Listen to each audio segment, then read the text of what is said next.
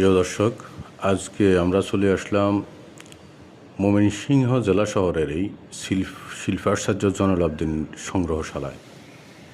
বাংলাদেশের ময়মনসিংহ শহরে অবস্থিত এটি বাংলাদেশের জাতীয় জাদুঘর পরিচালিত একটি সংগ্রহশালা, যেখানে বাংলাদেশের বিখ্যাত চিত্রশিল্পী শিল্পাচার্য জয়নুল আবেদিনের উল্লেখযোগ্য চিত্রকর্ম সমূহ সংরক্ষিত আছে।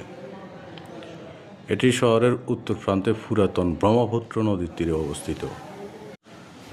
ময়মনসিংহ শহরের উত্তর পাশ দিয়ে প্রবাহমান পুরাতন ব্রহ্মপুত্র নদের তীরে একটি দোতলা দালান আশ্রয় করে 1975 খ্রিস্টাব্দে এই সংগ্রহশালাটি প্রতিষ্ঠিত হয়। 1975 সালের 15 এপ্রিল বাংলা 1382 সালের পয়লা বৈশাখ তারিখে তৎকালীন বাংলাদেশ সরকারের উপরাষ্ট্রপতি সৈয়দ নজরুল ইসলাম এই সংগ্রহশালার উদ্বোধন করেন। সে সময় দেশব্যাপী জয়নুল আবেদিনের বিভিন্ন শিল্পকর্ম সংরক্ষণের নির্দেশ দেওয়া হয়েছিল, আর তাই প্রথম দিকেই শিল্পীর নিজের এলাকা তথা ময়মনসিংহ এই সংগ্রহশালাটি প্রতিষ্ঠিত হয়। উদ্বোধনের পর 7 জুলাই সংগ্রহশালার আনুষ্ঠানিক কার্যক্রম শুরু হয়। 2006 খ্রিস্টাব্দে সংগ্রহশালাটি নতুন করে সাজানো হয়।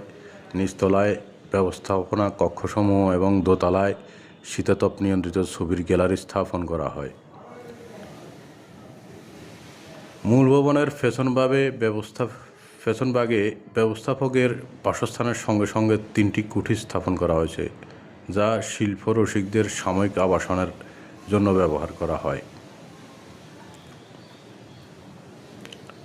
একটি দোতলা ভবন বিশিষ্ট যে জমিতে এটি অবস্থিত তার আয়তন হচ্ছে 3.69 একর। পুরা চত্বর গাছগাছালি পরিবেষ্টিত।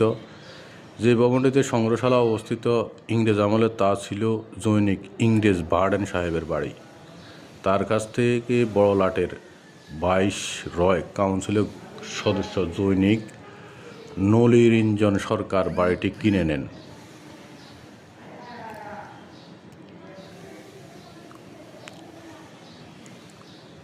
নলিরঞ্জন 1947-এ দেশ বিভাগের পর ভারত চলে যান।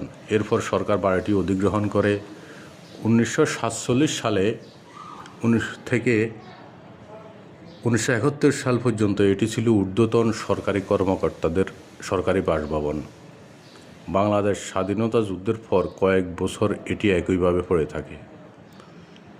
1975 খ্রিস্টাব্দে সরকারি সিদ্ধান্তক্রমে এটিকে সংগ্রহশালায় রূপান্তর করে।